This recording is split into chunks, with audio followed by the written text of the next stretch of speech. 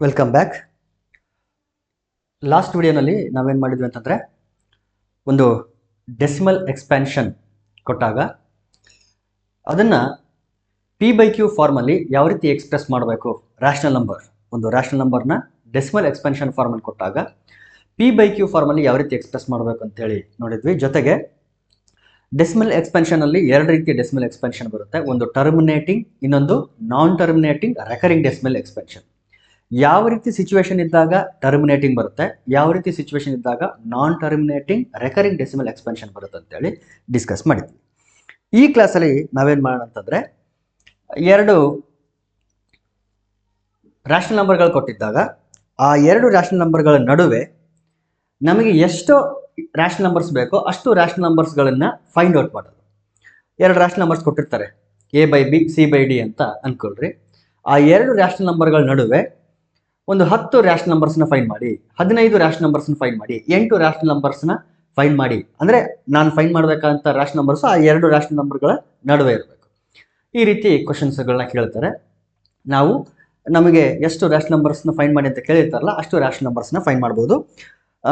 ಇಲ್ಲಿ P/Q ಫಾರ್ಮಲ್ಲಿ express ಮಾಡಿ ಅಂತ ಏನು ಹೇಳ್ತಾರಲ್ಲ ಅದು ಕೂಡ ಒಂದು ಡಿಸ್ಕ್ರಿಪ್ಟಿವ್ ಟೈಪ್ ಕ್ವಶನ್ಸು. ಈ ರೀತಿ ಕೂಡ ಡಿಸ್ಕ್ರಿಪ್ಟಿವ್ ಟೈಪ್ ಕ್ವಶನ್ಸ್ ಕೇಳ್ಬೋದು. ಹೆಂಗೆ ಅಂತಂದರೆ, ಎರಡು ರ್ಯಾಷನಲ್ ನಂಬರ್ಸ್ ಕೊಟ್ಟು ಇವೆರಡು ರ್ಯಾಷನಲ್ ನಂಬರ್ಗಳ ನಡುವೆ ಒಂದು 5 ರ್ಯಾಷನಲ್ ನಂಬರ್ಸ್ನ ಫೈಂಡ್ ಮಾಡಿ ಅಂತೇಳಿ ಡಿಸ್ಕ್ರಿಪ್ಟಿವ್ ಟೈಪ್ ಕ್ವಶನ್ಸ್ನ ಕೇಳ್ಬೋದು. ಇಲ್ಲಿ ನಾನು ಎಕ್ಸ್ಪ್ಲೇನ್ ಮಾಡೋದಕ್ಕೆ ಒಂದು ಕ್ವಶನ್ ತಗೊಂಡಿದ್ದೀನಿ. ಅದ್ಯಾವುದು ಅಂತಂದರೆ, find 6 rational numbers. Find 6 rational numbers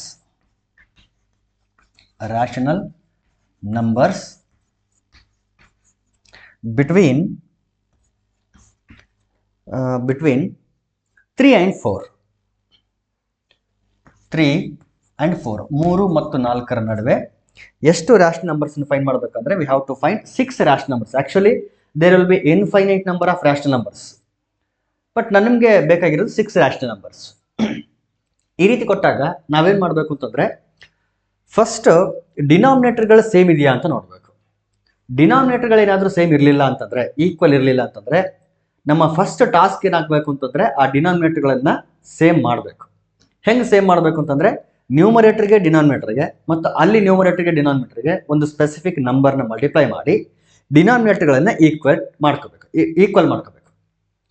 ಯಾವಾಗ ಡಿನಾಮಿನೇಟರ್ಗಳು ಸೇಮ್ ಆಗ್ತಾವಲ್ಲ, ಅಲ್ಲಿಂದ ಈಗೇನು ನಾನು ಎಕ್ಸ್ಪ್ಲೇನ್ ಮಾಡಕ್ಕೆ ಹೊರಟಿದ್ದೀನಲ್ಲ ಈ ಪ್ರೊಸೆಸ್ ಕಂಟಿನ್ಯೂ ಆಗ್ತದೆ. ನಮಗೆ 6 ರ್ಯಾಷನಲ್ ನಂಬರ್ಸ್ ಅಂತ ಕೇಳಿದರೆ ನಾವು +1 ಆ್ಯಡ್ ಮಾಡ್ಕೋಬೇಕು, 7 ಆಗುತ್ತೆ. ಆ 7ಅನ್ನು ಇಲ್ಲಿ ನ್ಯೂಮರೇಟರ್ಗೆ ಮತ್ತು ಡಿನಾಮಿನೇಟರ್ಗೆ ಮಲ್ಟಿಪ್ಲೈ ಮಾಡ್ಕೋಬೇಕು. ಅಂದರೆ ಇಲ್ಲಿ ಎಷ್ಟು ಕೇಳಿರ್ತಾರಲ್ಲ ಅದಕ್ಕೆ +1 ಆ್ಯಡ್ ಮಾಡಿಕೊಂಡು ನಾವು ನ್ಯೂಮರೇಟರ್ ಮತ್ತು ಡಿನಾಮಿನೇಟರ್ಗೆ ಮಲ್ಟಿಪ್ಲೈ ಮಾಡ್ಕೊಳ್ಬೇಕು. ಈ ಪ್ರೊಸೆಸ್ಸು ಏನಿದೆಯಲ್ಲ ಇದು ನಾರ್ಮಲ್ ಆಗಿ ಅಪ್ಲೈ ಆಗುತ್ತೆ. ಇದು ಬಿಟ್ಟರೆ ಬೇರೆ ಒಂದು ಮೆಥಡ್ ಇದೆ. ಅದೇನು ಮಾಡ್ಬೋದು ಅಂದರೆ, ಆ ಎರಡು ನಂಬರ್ಗಳನ್ನು ಆ್ಯಡ್ ಮಾಡಿ ಅವು ಡಿನಾಮಿನೇಟರ್ಗಳು ಈಕ್ವಲ್ ಆದರೂ ಇರಲಿ ಅಥವಾ ಬೇರೆ ಬೇರೆ ಆದರೂ ಇರಲಿ, ಸಂಬಂಧ ಇಲ್ಲ. ಅದು ಎರಡನೇ ಮೆಥಡ್ ನಾನು ಹೇಳ್ತಾ ಇರೋದು. ಆ ಮೆಥಡಲ್ಲಿ ನಾವೇನು ಮಾಡ್ಬೋದು ಅಂದರೆ, ಆ ಎರಡು ರ್ಯಾಷನಲ್ ನಂಬರ್ಗಳನ್ನು ಆ್ಯಡ್ ಮಾಡಿ /2 ಮಾಡಿದರೆ ಒಂದು ಹೊಸ ರ್ಯಾಷನಲ್ ನಂಬರ್ ಬರುತ್ತೆ. ಅದು ಇವೆರಡರ ಮಿಡ್ ಪಾಯಿಂಟ್ ಆಗಿರ್ತದೆ, ನಡುವೆ ಇರ್ತದೆ. ಮತ್ತೆ ಆ ಮಿಡ್ ಪಾಯಿಂಟು ಮತ್ತೆ ಒಂದು ಎಂಡ್ ಅವೆರಡನ್ನ ತಗೊಂಡ್ರೆ ಮತ್ತೆ ಆ್ಯಡ್ ಮಾಡೋದು /2 ಮಾಡೋದು, ಮತ್ತೊಂದು ಹೊಸ ರ್ಯಾಷನಲ್ ನಂಬರ್ ಸಿಗ್ತದೆ. ಮಿಡ್ ಪಾಯಿಂಟು ಮತ್ತೆ ಆ ಕಡೆ ಎಂಡ್ ಪಾಯಿಂಟು ಆ್ಯಡ್ ಮಾಡಿ /2 ಮಾಡಿದ್ರೆ ಮತ್ತೊಂದು ರ್ಯಾಷನಲ್ ನಂಬರ್ ನಡುವೆ ಸಿಗ್ತದೆ. ಈ ರೀತಿ ಪ್ರೊಸೆಸ್ನ ಕಂಟಿನ್ಯೂ ಮಾಡ್ತಾ ನಮಗೆ ಎಷ್ಟು ರ್ಯಾಷನಲ್ ನಂಬರ್ಸ್ ಬೇಕೋ ಅಷ್ಟು ರ್ಯಾಷನಲ್ ನಂಬರ್ಗಳನ್ನು ನಾವು ಫೈಂಡ್ ಔಟ್ ಮಾಡ್ಕೊಳ್ಬೋದು. ಆದರೆ ಅದು ಸ್ವಲ್ಪ ಲೆಂದಿ ಪ್ರೊಸೆಸ್. ಹಾಗಾಗಿ ನಾವೇನು ಮಾಡ್ತೀವಿ ಅಂತಂದರೆ, ಯೂಶ್ವಲಿ ಆ ಪ್ರೊಸೆಸ್ನ ಬಳಸಲ್ಲ. ಈಗೇನು ಎಕ್ಸ್ಪ್ಲೇನ್ ಮಾಡಕ್ಕೆ ಹೊರಟಿದ್ದೀರಲ್ಲ ಈ ಪ್ರೊಸೆಸ್ನ ನಾವು ಬಳಸ್ತೀವಿ. ಇಲ್ಲಿ 6 ರ್ಯಾಷನಲ್ ನಂಬರ್ಸ್ ಅಂತ ಹೇಳಿರೋದ್ರಿಂದ ನಾವೇನು ಮಾಡಬೇಕು ಅಂತಂದರೆ, ಇಲ್ಲಿ 6 + 1 = 7 ನಮ್ಮ ರೆಫರೆನ್ಸ್ ನಂಬರ್ ಇದು 7. ಈ 7ಅನ್ನು ನ್ಯೂಮರೇಟರ್ ಮತ್ತು ಡಿನಾಮಿನೇಟರ್ಗೆ ಮಲ್ಟಿಪ್ಲೈ ಮಾಡಬೇಕು. ಇಲ್ಲಿ 3 ಇದೆ ಅಂತಂದರೆ ಡಿನಾಮಿನೇಟರ್ ಏನಿರ್ತದೆ 1 ಇರುತ್ತೆ. 4 ಇದೆ ಅಂದರೆ ಡಿನಾಮಿನೇಟರ್ ಏನಿರುತ್ತೆ ಇಲ್ಲಿ 1 ಇರುತ್ತೆ. ನೋಡಿ, ಡಿನಾಮಿನೇಟರ್ಗಳು ಸೇಮ್ ಇದೆ. ಸೇಮ್ ಇದ್ದಾಗ ನಾವು ಈ ಪ್ರೊಸೆಸ್ನ ಕಂಟಿನ್ಯೂ ಮಾಡ್ತೀವಿ. ಸೇಮ್ ಇಲ್ಲ ಅಂತಂದರೆ ಫಸ್ಟ್ ಟಾಸ್ಕೇನೆ ಸೇಮ್ ಮಾಡ್ಕೊಳ್ಳೋದು. ಆ ರೀತಿಯ ಒಂದು ಎಕ್ಸಾಂಪಲ್ ತೊಗೊಂಡಿದ್ದೀನಿ, ಅದನ್ನು ನಾನು ನೆಕ್ಸ್ಟ್ ಎಕ್ಸ್ಪ್ಲೇನ್ ಮಾಡ್ತೀನಿ. ಈಗ ಈ 7ಅನ್ನು ನ್ಯೂಮರೇಟರ್ ಡಿನಾಮಿನೇಟರ್ಗೆ ಮಲ್ಟಿಪ್ಲೈ ಮಾಡಬೇಕು. 3/1 × 7/7. ಓಕೆ. ಆ ಕಡೆ 4/1 ಇದೆ, 4/1 × 7/7. ಇಲ್ಲಿ 3 7s 21/7. ಇಲ್ಲಿ 4 7s 28/7 ಆಯಿತು. ಈಗ 21 ಬರಿತಾ ಬರಿತಾ ಬರಿತಾ 28ವರೆಗೂ ಕಂಟಿನ್ಯೂಸ್ ಆಗಿ ಫ್ರಾಕ್ಷನ್ಸ್ನ ಬರೀತಾ ಹೋಗ್ರಿ. 21/7 ಇದನ್ನು ಬಿಡಿ, 22/7, 23/7, 24/7, 25/7, 26/7, 27/7, 28/7. ಇಲ್ಲಿ 28/7 ಲಾಸ್ಟ್ ಇದೆ, ಇದನ್ನು ಬಿಟ್ಬಿಡಿ. ಯಾಕಂದ್ರೆ ಈ ನಂಬರು ಮತ್ತು ಈ ನಂಬರು ಎರಡೂ ಅವರೇ ಕೊಟ್ಟಿದ್ದಂಥ ನಂಬರ್ಸ್ಗಳು. ಎಕ್ಸ್ಟ್ರಾ ನಡುವೆ ಏನು ಬರ್ಕೊಂಡಿದ್ದೀವಲ್ಲ ಈ ಫ್ರಾಕ್ಷನ್ಸ್ಗಳು ಅಥವಾ ಈ ರ್ಯಾಷನಲ್ ನಂಬರ್ಸ್ಗಳನ್ನ ನಾವು ಬರ್ಕೊಂಡಿರೋದು. 21 ಶುರು ಮಾಡಿ 28ವರೆಗೆ 22, 23, 24, 25, 26, 27 divide by 777 as it is. ನೋಡಿ, ಈ ಎಲ್ಲ ರ್ಯಾಷನಲ್ ನಂಬರ್ಗಳು ಈ ಎರಡು ರ್ಯಾಷನಲ್ ನಂಬರ್ಗಳ ನಡುವೆ ಇರತಕ್ಕಂಥ ರ್ಯಾಷನಲ್ ನಂಬರ್ಸ್. ಮತ್ತೆ ಎಷ್ಟು ರ್ಯಾಷನಲ್ ನಂಬರ್ಸ್ ಬಂದಿದೆ ಅಂತಂದ್ರೆ ನಮಗೆ ಎಷ್ಟು ಬೇಕಾಗಿತ್ತಲ್ಲ ಎಕ್ಸಾಕ್ಟ್ ಅಷ್ಟೇ ರ್ಯಾಷನಲ್ ನಂಬರ್ಸ್ ಬಂದಿರುತ್ತೆ.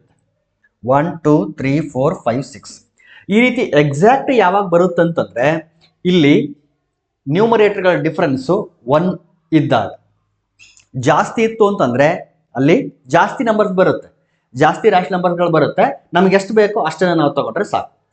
ಆಮೇಲೆ ಅಲ್ಲಿ ಡಿಫ್ರೆನ್ಸ್ ಏನಾದರೂ ಒಂದಕ್ಕಿಂತ ಜಾಸ್ತಿ ಇತ್ತು ಅಥವಾ ಕಡಿಮೆ ಇತ್ತು ಅಂತಂದ್ರೆ ಎಕ್ಸಾಕ್ಟ್ ಈ ಪ್ರೊಸೆಸ್ ಅಪ್ಲೈ ಆಗಲ್ಲ. ಅವಾಗ ನಾವೇನ್ ಮಾಡ್ಬೇಕಾಗುತ್ತಂತಂದ್ರೆ ಇಲ್ಲಿ ಸ್ಪೆಸಿಫಿಕ್ ನಂಬರ್ನ ಸ್ವಲ್ಪ ಚೇಂಜ್ ಮಾಡ್ತಾ ಹೋಗ್ಬೇಕು. ಇಲ್ಲಿ 6 + 1 7 ಆಗ್ಬೇಕಂತ ಏನಿಲ್ಲ, ಎಲ್ಲ ಟೈಮಲ್ಲಿ ಆಗಲ್ಲ. ಬಟ್ ನಿಮಗೆ ಕೇಳ್ತಕ್ಕಂಥ ಕ್ವಶನ್ಸ್ ಎಲ್ಲನೂ ಈ ರೀತಿ ಈ ಮೆಥಡ್ ಅಪ್ಲೈ ಆಗೋ ಥರದ ಕ್ವಶನ್ಸೇ ಕೇಳ್ತಾರೆ. ನಮಗೆ ಕೇಳೋ ಕ್ವಶನ್ಸ್ ಎಲ್ಲನೂ ಈ ಮೆಥಡ್ ಅಪ್ಲೈ ಆಗೋ ಥರ ಕೇಳ್ತಾರೆ. ಅಪ್ಲೈ ಆಗಲಿಲ್ಲ ಅಂತಂದ್ರೆ ಫಸ್ಟ್ ಕೆಲಸ ಅಂತೂ ನೀವು ಇದನ್ನ ಮಾಡಲೇಬೇಕು. ಏನು ಅಂತಂದ್ರೆ ಡಿನಾಮಿನೇಟರ್ ಸೇಮ್ ಮಾಡ್ಕೊಳ್ಳೋದು. ಸೇಮ್ ಮಾಡ್ಕೊಂಡು ಆದ್ಮೇಲೆ ಇಲ್ಲಿ ಎಷ್ಟು ಕೇಳ್ತಾರೆ ಅಷ್ಟು +1 ಮಾಡ್ಕೊಂಡು ಮಲ್ಟಿಪ್ಲೈ ಮಾಡಿದ ಮೇಲೂ ಕೂಡ ನಮಗೆ ಎಷ್ಟು ಬೇಕೋ ಅಷ್ಟು ಸಿಗಬೇಕಿಲ್ಲ. ಕೆಲವೊಮ್ಮೆ ಜಾಸ್ತಿ ಸಿಗ್ಬೋದು, ಕೆಲವೊಮ್ಮೆ ಕಡಿಮೆ ಸಿಗ್ಬೋದು ರ್ಯಾಷನಲ್ ನಂಬರ್ಸ್.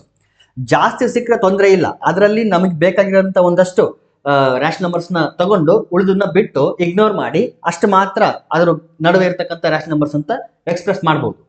ಕಡಿಮೆ ಸಿಕ್ಕರೆ ನಾವೇನ್ ಮಾಡ್ಬೇಕಾಗುತ್ತೆ ಅಂದ್ರೆ ಈ ನಂಬರ್ ಚೇಂಜ್ ಮಾಡಬೇಕು, ಸ್ವಲ್ಪ ಬೇರೆ ನಂಬರ್ ತಗೋಬೇಕು. ಬೇರೆ ನಂಬರ್ ಅನ್ನೋದಕ್ಕಿಂತ ಸ್ವಲ್ಪ ಲಾರ್ಜರ್ ನಂಬರ್ ತಗೋಬೇಕು. ಮೊದಲು ಎಷ್ಟು ಮಲ್ಟಿಪ್ಲೈ ಮಾಡಿರ್ತೀವಲ್ಲ ಅದಕ್ಕಿಂತ ಸ್ವಲ್ಪ ಬಿಗರ್ ನಂಬರ್ ಮಲ್ಟಿಪ್ಲೈ ಮಾಡಿದ್ರೆ ಇನ್ನಷ್ಟು ನಮಗೆ ರ್ಯಾಷನಲ್ ನಂಬರ್ಸು ಸಿಗ್ತದೆ. ಬಟ್ ಅದ್ರ ಬಗ್ಗೆ ನೀವು ಯೋಚನೆ ಮಾಡೋ ಅವಶ್ಯಕತೆ ಇಲ್ಲ, ಯಾಕಂತಂದ್ರೆ ನಿಮ್ಗೆ ಕೊಡೋದೆಲ್ಲನೂ ಈ ಮೆಥಡ್ ಅಪ್ಲೈ ಆಗೋ ಥರನೇ ಕೊಡ್ತಾರೆ.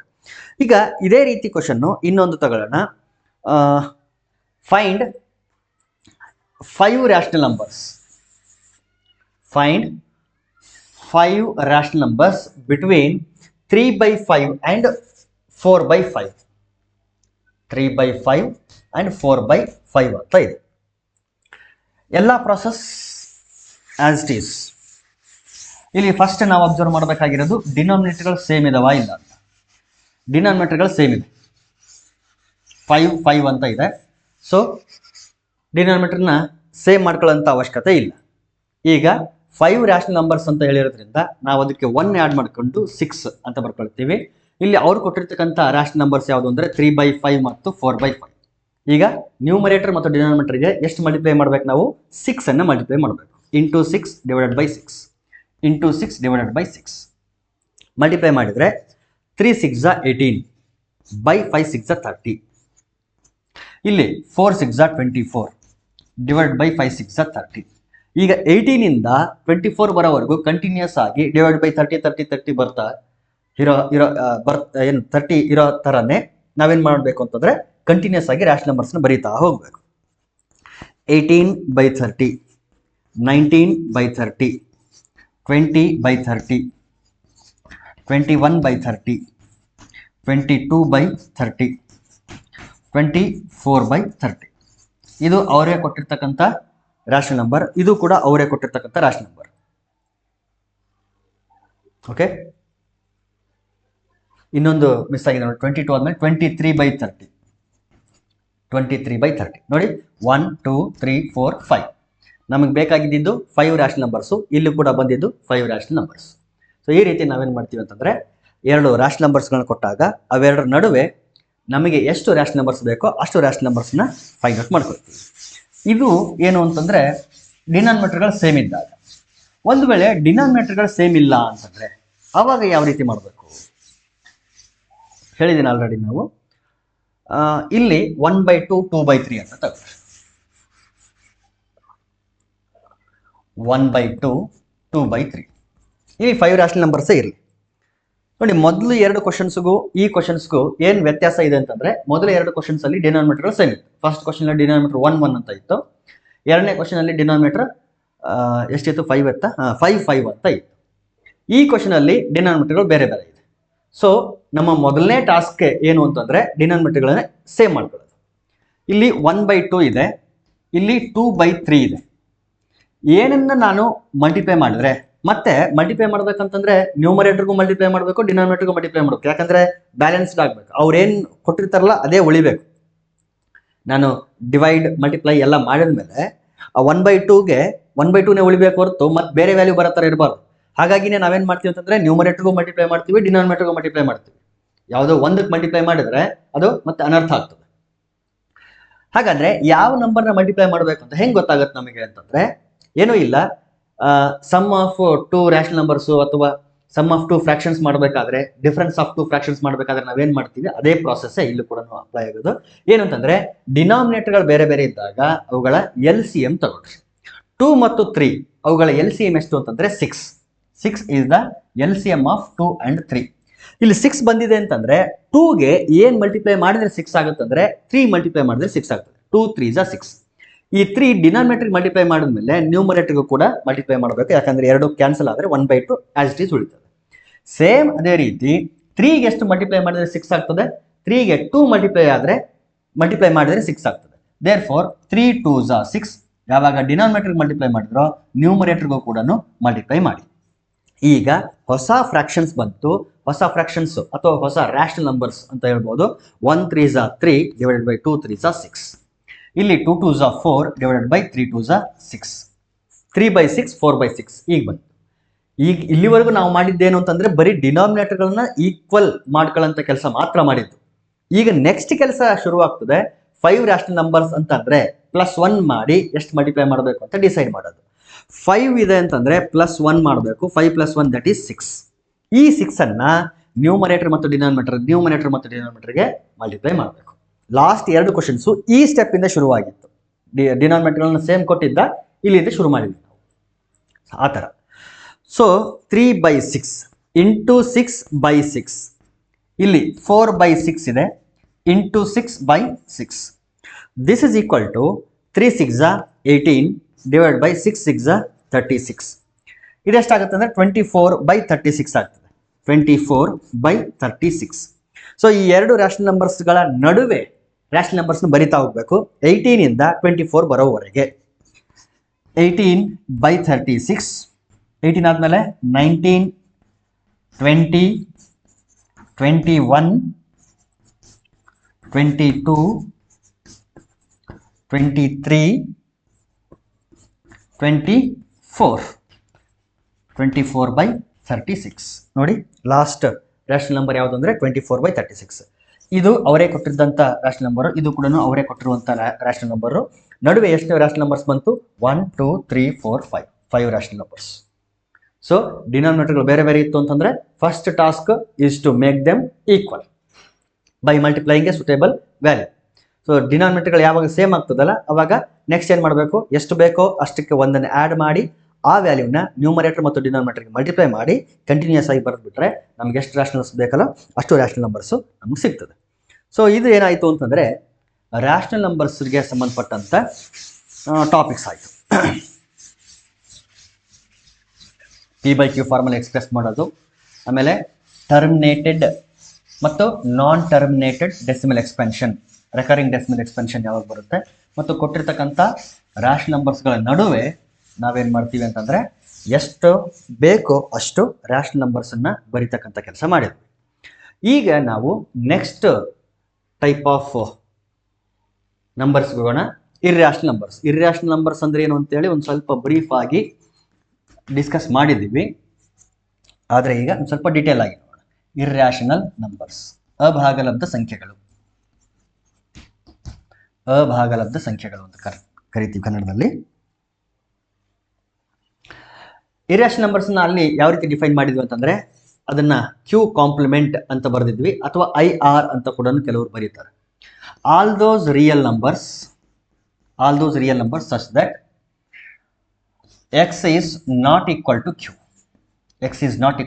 Q ಅಂತಂದ್ರೆ ಇಲ್ಲಿ rational number.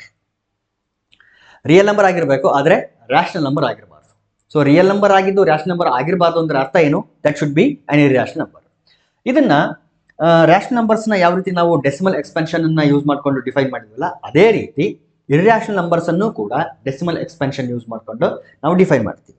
Decimal expansion form ಅಲ್ಲಿ ಈ ಇರ್ಯಾಷನಲ್ ನಂಬರ್ಸ್ ಅನ್ನ ಯಾವ ರೀತಿ ಡಿಫೈನ್ ಮಾಡ್ತೀವಿ ಅಂತಂದ್ರೆ, A number which has non terminating, ಅಲ್ಲಿ ಟರ್ಮಿನೇಟಿಂಗ್ ಇತ್ತು, ನಾನ್ ಟರ್ಮಿನೇಟಿಂಗ್, ನಾನ್ ರೆಕರಿಂಗ್.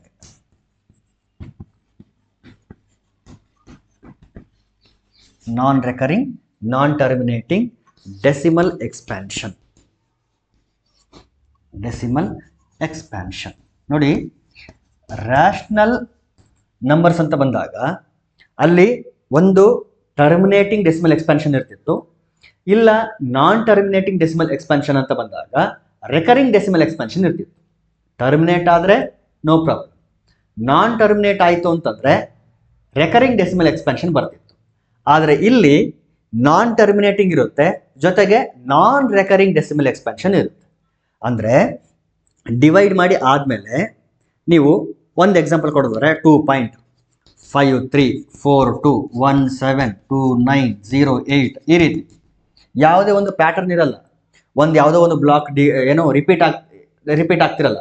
ಅಲ್ಲಿ ರ್ಯಾಷನಲ್ ನಂಬರ್ಸ್ ಅಲ್ಲಿ 1 ಡಿಜಿಟೋ 2 ಡಿಜಿಟೋ 3 ಡಿಜಿಟೋ ಎಷ್ಟೋ ಡಿಜಿಟ್ಗಳು ಏನಾಗ್ತಿತ್ತು ಅಂತಂದ್ರೆ ಒಂದಷ್ಟು ದೂರ ಹೋದ್ಮೇಲೆ ರಿಪೀಟ್ ಆಗ್ತಿತ್ತು, ಅಥವಾ ಡೆಸಿಮಲ್ ಪಾಯಿಂಟ್ ಇಮಿಡಿಯೇಟ್ ರಿಪೀಟ್ ಆಗ್ತಾ ಹೋಗ್ತಿತ್ತು. ಆದರೆ ಇಲ್ಲಿ ನೀವು ಎಷ್ಟೇ ದೂರ ಇದನ್ನ ಮಾಡ್ತಾ ಹೋಗ್ರಿ, ಆದರೆ ಯಾವುದೇ ರೀತಿ ರಿಪೀಟಿಂಗ್ ಪ್ಯಾಟರ್ನ್ ಇಲ್ಲಿ ನಿಮಗೆ ಸಿಗಲ್ಲ. ಅದನ್ನೇ ನಾವೇನಂತ ಕರಿತೀವಿ ಅಂದ್ರೆ ನಾನ್ ರೆಕರಿಂಗ್, ಅಂದ್ರೆ ಮತ್ತೆ ಮತ್ತೆ ಮತ್ತೆ ಮತ್ತೆ ಬರೋದಿಲ್ಲ, ಮತ್ತೆ ಮತ್ತೆ ರಿಪೀಟ್ ಆಗಲ್ಲ ಡಿಜಿಟ್ಸ್ಗಳು ಅಂತ. ಡೆಸಿಮಲ್ ಎಕ್ಸ್ಪೆನ್ಷನ್ ಆದಮೇಲೆ ಅಲ್ಲಿ ರಿಪಿಟೇಷನ್ಸು ಇರೋದಿಲ್ಲ. ಇನ್ನು ಕನ್ನಡದಲ್ಲಿ ಯಾವ ರೀತಿ ಡಿಫೈನ್ ಮಾಡ್ತೀವಿ ಅಂತಂದ್ರೆ, ಪುನರಾವರ್ತನೆಗೊಳ್ಳದ ಏನದು ನಾನ್ ಟರ್ಮಿನೇಟಿಂಗ್ ಅಂತಂದ್ರೆ ಅಂತ್ಯಗೊಳ್ಳದ ಪುನರಾವರ್ತನೆಗೊಳ್ಳದ, ಅದು ಅಂತ್ಯಗೊಳ್ಳುವ ಅಥವಾ ಅಂತ್ಯಗೊಳ್ಳದ ಪುನರಾವರ್ತಿತ ಇತ್ತು. ಇಲ್ಲಿ ಅಂತ್ಯಗೊಳ್ಳದ ಮತ್ತು ಪುನರಾವರ್ತನೆ ಕೂಡ ಆಗೋದಿಲ್ಲ. ಪುನರಾವರ್ತನೆಗೊಳ್ಳದ ದಶಮಾಂಶ ವಿಸ್ತರಣೆಯನ್ನು ಅಭಾಗಲಬ್ಧ ಸಂಖ್ಯೆ ಅಂತ ಕರಿತೀವಿ ಅಂತ. ಸೊ ಅದರಲ್ಲಿ ಇದು ಒಂದು ಎಕ್ಸಾಂಪಲ್. ಅದರಲ್ಲಿ ಸ್ಪೆಸಿಫಿಕ್ ಆಗಿ ಕೆಲವೊಂದಷ್ಟು ಎಕ್ಸಾಂಪಲ್ಸ್ ಇದೆ. ಯಾವುದು ಅಂತಂದ್ರೆ √2, √3, ಕ್ಯೂಬ್ √5 ಇವೆಲ್ಲನೂ ಇರ್ಯಾಷನಲ್ ನಂಬರ್ಸ್. ಇನ್ನು ಬಹಳ ಇಂಪಾರ್ಟೆಂಟ್ ಇರ್ಯಾಷನಲ್ ನಂಬರ್ಸ್ ಅಲ್ಲಿ ಯಾವುದು ಅಂತಂದ್ರೆ ಇ ಅನ್ನೋದು ಒಂದು ಇರ್ಯಾಷನಲ್ ನಂಬರ್. ಇ ಅಂತ ಒಂದು ಕಾನ್ಸ್ಟೆಂಟ್ ಇದೆಯಲ್ಲ, ಲಾಗರಿಥಮ್ಸ್ ಅಲ್ಲಿ ಬಳಸ್ತೀವಿ, ನ್ಯಾಚುರಲ್ ಲಾಗರಿಥಮ್ ಅಥವಾ ನೇಪಿಯರ್ ಲಾಗರಿಥಮ್ ಅಂತ ಅಲ್ಲಿ ಈ ಇರ್ಯಾಷನಲ್ ನಂಬರ್ ಅನ್ನ ಬಳಸ್ತೀವಿ. Log to the base e ಅಂತ ಬಳಸ್ತೀವಲ್ಲ, ಅದು ಇದು ಕೂಡ ಒಂದು ಇರ್ಯಾಷನಲ್ ನಂಬರ್. ಆಮೇಲೆ ನಾವು ಫ್ರೀಕ್ವೆಂಟ್ ಆಗಿ ಬಳಸ್ತಕ್ಕಂಥ ಪೈ ಅಂತ ಏನಿದೆ, ಇದು ಕೂಡ ಒಂದು ಇರ್ಯಾಷನಲ್ ನಂಬರ್. ಆದರೆ ನಾವು ಟೆಕ್ಸ್ಟ್ ಬುಕ್ಸ್ ಅಲ್ಲೆಲ್ಲನೂ ನಾವು ಪೈ ಎಲ್ಲಿ ಬರುತ್ತಾ ಅಲ್ಲೆಲ್ಲನೂ 22/7 ಬರೀತೀವಲ್ಲ. ಹಾಗಾದ್ರೆ 22/7 ಅಂದು P/Q ಫಾರ್ಮಲ್ ಇದೆ. ಮತ್ತೆಗೆ ಇದು both numerator and denominator are integers. ಹಾಗಾದ್ರೆ ಇದು ರ್ಯಾಷನಲ್ ನಂಬರ್ ಆಯ್ತಲ್ಲ ಅಂತಂದ್ರೆ, yes definitely 22/7 is an rational number. 22/7 is a rational number. But pi is an irrational number. ಪೈಯನ್ನ ನಿಜವಾದ ಬೆಲೆ ಅಂತ ನೋಡಿದಾಗ ಇದು ಒಂದು ಇರ್ಯಾಷನಲ್ ನಂಬರ್. 22/7 ಅನ್ನೋದು ರ್ಯಾಷನಲ್ ನಂಬರ್. ಹಾಗಾದ್ರೆ ಮತ್ತೆ ಪೈನ್ಗೆ 22/7 ಹಾಕ್ತಿವಲ್ಲ ನಾವು ಅಂತಂದ್ರೆ, ಕ್ಯಾಲ್ಕುಲೇಷನ್ ಪರ್ಪಸ್ ನಾವೇನ್ ಮಾಡಿದೀವಿ ಅಂತಂದ್ರೆ 22/7 ಒಂದು ನಿಯರೆಸ್ಟ್ ವ್ಯಾಲ್ಯೂ. ಅದು ಪೈಗೆ ನಿಯರೆಸ್ಟ್ ವ್ಯಾಲ್ಯೂ, ಅಪ್ರಾಕ್ಸಿಮೇಟ್ ವ್ಯಾಲ್ಯೂ 22/7 ಹೊರತು ಎಕ್ಸಾಕ್ಟ್ ವ್ಯಾಲ್ಯೂ ಅಲ್ಲ. ನಾವೇನಾದ್ರೂ ಎಕ್ಸಾಕ್ಟ್ ವ್ಯಾಲ್ಯೂ ಬರೆಯೋಕೆ ಹೋದ್ರೆ ಆ ಎಕ್ಸಾಕ್ಟ್ ವ್ಯಾಲ್ಯೂ ಸಿಗೋದಿಲ್ಲ. ಯಾಕಂದ್ರೆ ಡೆಸಿಮಲ್ ಪಾಯಿಂಟ್ ಆದ್ಮೇಲೆ ಅಲ್ಲಿ ಟರ್ಮಿನೇಷನ್ ಇಲ್ಲ, ರೆಕರೆನ್ಸು ಇಲ್ಲ. ಟರ್ಮಿನೇಷನ್ ಇಲ್ಲ ಅಂತಂದ್ರೆ ಎಲ್ಲಾ ವ್ಯಾಲ್ಯೂಸ್ನ ಬರ್ಕೊಂಡು ನಾವು ಕ್ಯಾಲ್ಕುಲೇಟ್ ಮಾಡಬೇಕು. ಬಟ್ ಎಲ್ಲ ವ್ಯಾಲ್ಯೂಸ್ನ ಬರೆಯೋದಕ್ಕೆ ಆಗೋದಿಲ್ಲ ಅಂತಂದ್ರೆ ಕ್ಯಾಲ್ಕುಲೇಷನ್ ಮುಂದಕ್ಕೆ ಹೋಗೋದಿಲ್ಲ. ಹಾಗಾಗಿನೇ ಅಲ್ಲಿಂದ ನಾವು ಎಸ್ಕೇಪ್ ಆಗೋ ಸಲುವಾಗಿ ನಾವೇನ್ ಮಾಡಿದ್ವಿ ಅಂತಂದ್ರೆ ಈ ಪೈಗೆ ಒಂದು ನಿಯರೆಸ್ಟ್ ವ್ಯಾಲ್ಯೂ ತಗೊಂಡಿದ್ದೀವಿ. ಆ ನಿಯರೆಸ್ಟ್ ವ್ಯಾಲ್ಯೂ ಯಾವುದು ಅಂದ್ರೆ 22/7. ಸೊ ಪೈಗೆ ಅಪ್ರಾಕ್ಸಿಮೇಟ್ ವ್ಯಾಲ್ಯೂ ಇದು 22/7. It is not exact value. ಹಾಗಾಗಿ 22/7 ರ್ಯಾಷನಲ್ ಆದ್ರೆ ಪೈ ಅನ್ನೋದು ಒಂದು ಇರ್ಯಾಷನಲ್ ನಂಬರ್. ಓಕೆ, ಸೊ ಅವೆಲ್ಲ ನಿಮಗೆ ಗೊತ್ತಿದೆ. √2, √3 ಅವು ಕೂಡ ಇರ್ಯಾಷನಲ್ ನಂಬರ್ಸ್. ಇದು ನಿಮಗೆ ಕ್ಲಿಯರ್ ಇರಬೇಕು. Okay, pi irrational, 22/7 rational number. ಇದನ್ನ ನೀವು ವೆರಿಫೈ ಮಾಡ್ಬೋದು. 22/7 ರ್ಯಾಷನಲ್ ಅನ್ನೋದಕ್ಕೆ ವೆರಿಫೈ ಮಾಡ್ಬೋದು. ಏನ್ ಮಾಡಿ ಅಂದ್ರೆ ಡಿವೈಡ್ ಮಾಡ್ತಾ ಹೋಗ್ರಿ. 22 ಈ ರೀತಿ ಡಿವೈಡ್ ಮಾಡ್ತಾ ಹೋದ್ರೆ ಒಂದಷ್ಟು ದೂರ ಹೋದ್ಮೇಲೆ ಒಂದು 7-8 ಡಿಜಿಟ್ಗಳೇನೋ ಬರುತ್ತದೋ ಅದಾದ್ಮೇಲೆ ಮತ್ತೆ ರಿಪಿಟೇಷನ್ ಶುರು ಆಗ್ತದೆ. ಯಾಕಂದ್ರೆ ನಾನು ಮ್ಯಾನ್ಯುವಲಿ ಮಾಡಿ ನೋಡಿದ್ದೀನಿ ಇದನ್ನ ನೀವು ಟ್ರೈ ಮಾಡಿ ನಿಮಗೆ ಗೊತ್ತಾಗುತ್ತೆ. ಅದು ಏನಂತಂದ್ರೆ ಒಂದು ಸೆಟ್ ಆಫ್ ಡಿಜಿಟ್ಗಳು ರಿಪೀಟ್ ಆಗಕ್ಕೆ ಶುರು ಆಗ್ತದೆ. ಅವಾಗ ಗೊತ್ತಾಗುತ್ತದೆ ಇದು non terminating recurring decimal expansion ಹೊಂದಿದೆ. So non terminating decimal expansion ಇದೆ ಅಂತಂದ್ರೆ ಅರ್ಥ ಏನು? It is a rational number ಅಂತ ಅರ್ಥ. ಸೊ ಇದು ಒಂದು ಗೊತ್ತಿರ್ಬೇಕು ನಿಮಗೆ. ನೆಕ್ಸ್ಟ್, ಹೇಗೆ ನಾವು ಎರಡು ರ್ಯಾಷನಲ್ ನಂಬರ್ಗಳ ನಡುವೆ ರ್ಯಾಷನಲ್ ನಂಬರ್ಸ್ನ ಫೈಂಡ್ ಮಾಡಿದ್ವು, ಅದೇ ರೀತಿ ರ್ಯಾಷನಲ್ ನಂಬರ್ಸ್ನ ಕೊಡ್ತಾರೆ, ನಡುವೆ ಇರ್ಯಾಷನಲ್ ನಂಬರ್ಸ್ನ ಫೈಂಡ್ ಮಾಡಿ ಅಂತ ಹೇಳ್ತಾರೆ. ಒಂದು ಎಕ್ಸಾಂಪಲ್ ನಾನು ನಿಮ್ಗೆ ತೋರಿಸ್ತೀನಿ ನೋಡಿ. ಇಲ್ಲಿ ಈ ರೀತಿ ಬರೆದಿವಲ್ಲ, ಹೇಳಕ್ಕಾಗಲ್ಲ ಮುಂದೆ ಎಲ್ಲಾದ್ರೂ ಒಂದ್ ಕಡೆ ರಿಪಿಟೇಷನ್ ಇದ್ರೆ ಅಂತ ಕೆಲವೊಮ್ಮೆ ಡೌಟ್ ಬರುತ್ತೆ. ಆ ಡೌಟನ್ನ ನಾವು ಅವಾಯ್ಡ್ ಮಾಡೋ ಸಲುವಾಗಿ ಇರ್ಯಾಷನಲ್ ನಂಬರ್ಸ್ಗೆ ಎಕ್ಸಾಂಪಲ್ಸ್ನ ಕೊಡುವಾಗ ಏನ್ ಮಾಡ್ತೀವಿ ಅಂತಂದ್ರೆ ಈ ರೀತಿ ಕೊಡ್ತೀವಿ. ಫಾರ್ ಎಕ್ಸಾಂಪಲ್ 5.10, 100, 100, ಈ ರೀತಿ ಒಂದು ಪ್ಯಾಟರ್ನ್ ಕೊಟ್ಬಿಡ್ತೀವಿ. ಈ ಪ್ಯಾಟರ್ನ್ ಹೆಂಗಿದೆ ಅಂತಂದ್ರೆ ನೋಡಿ, ಪ್ಯಾಟರ್ನ್ ಗೊತ್ತಾಗ್ತದೆ ಯಾವ ರೀತಿ ಇನ್ಕ್ರೀಸ್ ಆಗ್ತಾ ಇದೆ ಅಂತೇಳಿ. ಆದ್ರೆ ಈ ಪ್ಯಾಟರ್ನ್ ಅಲ್ಲಿ ಯಾವುದೇ ರೀತಿ ರಿಪಿಟೇಷನ್ ಇಲ್ಲ, ರೆಕರೆನ್ಸ್ ಇಲ್ಲ, ಆದ್ರೆ ಪ್ಯಾಟರ್ನ್ ಗೊತ್ತಾಗ್ತದೆ. ಬಟ್ ಪ್ಯಾಟರ್ನ್ ಯಾವ ರೀತಿ ಡಿಸೈನ್ ಮಾಡಿದ್ವಿ ನಾವು ಅಂತಂದ್ರೆ ರೆಕರೆನ್ಸ್ ಇಲ್ಲದೆ ಇರೋ ತರ ಡಿಸೈನ್ ಮಾಡಿದ್ವಿ. ಆದ್ರೆ ಇಲ್ಲಿ ನಾವು ಯಾವುದೇ ರೀತಿ ಗ್ಯಾರಂಟಿ ಕೊಡೋಕ್ಕಾಗಲ್ಲ. ಇಲ್ಲಿ ಬರ್ದಿದೀವಿ, ಇಲ್ಲಿವರೆಗೂ ಯಾವುದೇ ರಿಪಿಟೇಷನ್ಸ್ ಇಲ್ಲ, ರೆಕರೆನ್ಸ್ ಇಲ್ಲ, ಮುಂದೆ ಇರ್ಬೋದಲ್ಲ ಅಂತ ಯಾರಾದ್ರೂ ಕೇಳಿದ್ರೆ, ಬಟ್ ಈ ಪ್ಯಾಟರ್ನ್ನೇ ಇಲ್ಲಿ ಕಂಟಿನ್ಯೂ ಆಗುತ್ತೆ ಅಂತ ಒಪ್ಕೊಳ್ಳೋರಿಗೆ ತೊಂದರೆ ಇಲ್ಲ, ಆದ್ರೆ ಒಪ್ಕೊಳ್ಳದೆ ಇರೋರಿಗೆ ಏನು ಮಾಡೋಕ್ಕಾಗಲ್ಲ. ಹಾಗಾಗಿ ನಾವು ಅದನ್ನ ಅವಾಯ್ಡ್ ಮಾಡೋ ಸಲುವಾಗಿ ಏನ್ ಮಾಡ್ತೀವಿ ಅಂತಂದ್ರೆ ಈ ರೀತಿ ಒಂದು ಪ್ಯಾಟರ್ನ್ ಜನರೇಟ್ ಮಾಡಿ ಕೊಟ್ಬಿಡ್ತೀವಿ. 10, 100, 100, 1 4 0ಗಳು ಆ್ಯಂಡ್ ಸೋ ಆನ್ ಅಂತ ಈ ತರ. ಸೊ ಇಲ್ಲಿದ್ದಾಗ ರಿಪಿಟೇಷನ್ಸ್ ಇರಲ್ಲ, ರಿಪಿಟೇಷನ್ಸ್ ಇಲ್ಲ, ಮತ್ತೆ ಟರ್ಮಿನೇಷನ್ ಇಲ್ಲ. ಟರ್ಮಿನೇಷನ್ ಇಲ್ಲ, ರಿಪಿಟೇಷನ್ಸು ಇಲ್ಲ ಅಂತಂದ್ರೆ ಇದು ಒಂದು ಇರ್ಯಾಷನಲ್ ನಂಬರ್ಗೆ ಒಂದು ಎಕ್ಸಾಂಪಲ್ ಆಗ್ತದೆ. ಸೊ ಈ ಒಂದು ಪ್ಯಾಟರ್ನ್ ನಾವು ತಲೆಯಲ್ಲಿ ಇಟ್ಕೊಂಡು ಏನ್ ಮಾಡ್ತೀವಿ ಅಂತಂದ್ರೆ ನೆಕ್ಸ್ಟ್ ಎರಡು ರ್ಯಾಷನಲ್ ನಂಬರ್ಸ್ಗಳು ಕೊಟ್ಟಾಗ ಅವುಗಳ ನಡುವೆ ಇರ್ಯಾಷನಲ್ ನಂಬರ್ಸ್ನ ನಾವು ಹುಡುಕಿ ಕೊಡ್ತೀವಿ. ಈಗ ಒಂದು ಎಕ್ಸಾಂಪಲ್ ಕೊಡೋಣ. 1/2 ಮತ್ತು 2/3 ಇವೆರಡರ ನಡುವೆ ಒಂದು 5 ಇರ್ಯಾಷನಲ್ ನಂಬರ್ಸ್ನ ಹೇಳ್ರಿ ಅಂತ ಹೇಳ್ತಾರೆ. ಒಂದು 5 ಇರ್ಯಾಷನಲ್ ನಂಬರ್ಸ್. ನೋಡಿ, ಇರ್ಯಾಷನಲ್ ನಂಬರ್ಸ್ ನಾವು ಜನರೇಟ್ ಮಾಡಬೇಕು ಅಂತಂದ್ರೆ ನಮಗೆ ಬೇರೆ ದಾರಿ ಇಲ್ಲ, ಅದನ್ನ ಡೆಸಿಮಲ್ ಎಕ್ಸ್ಪಾನ್ಷನ್ ಫಾರ್ಮಲ್ಲಿ ಫಸ್ಟ್ ಬರ್ಕೊಳ್ಬೇಕು. ಯಾಕಂದ್ರೆ ಡೆಸಿಮಲ್ ಎಕ್ಸ್ಪಾನ್ಷನ್ ನಮಗೆ ಬಹಳ ಸುಟೇಬಲ್. ಸೊ 1/2 ಅಂತಂದ್ರೆ it is nothing but 0.5.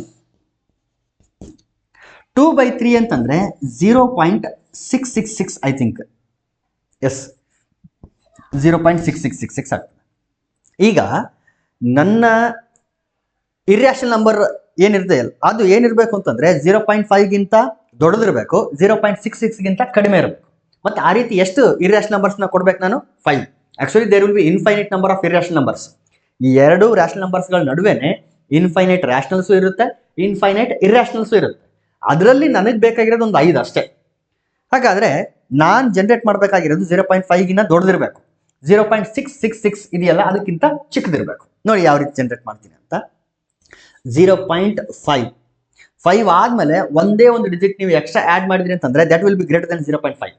So ನಾ ಏನ್ ಮಾಡ್ತೀನಿ ಇಲ್ಲಿ 0.12, 122, ಇಲ್ಲಿ 00 ತಗೊಂಡಿದ್ನಲ್ಲ ಅದ್ರ ಬದಲಿಗೆ 2 ತಗೊಂಡಿದ್ದೀನಿ ಅಷ್ಟೇ. 12, 122, 132. ಇಲ್ಲಿ 1 ತಗೋಬೇಕಂತೇನೂ ಇಲ್ಲ, ನೀವು ಬೇಕಿದ್ರೆ ಬೇರೆ ತಗೊಳ್ಬೋದು. 132, 142ಗಳು ಆ್ಯಂಡ್ ಸೋ ಆನ್. ಸೊ ಒಂದು ಇರ್ಯಾಷನಲ್ ನಂಬರ್ ನಮಗೆ ಸಿಕ್ತು. This lies in between 1/2 and 2/3. ಎರಡನೇದು ತಗೋಣ. 0.5, 25, 255, 255 and so on. This is an irrational number which lies in between 1/2 and 2/3. Next, third irrational number ಇಲ್ಲಿ ಬರೀತೀನಿ. 0.5 ಅಂತೂ ಇರಲೇಬೇಕು.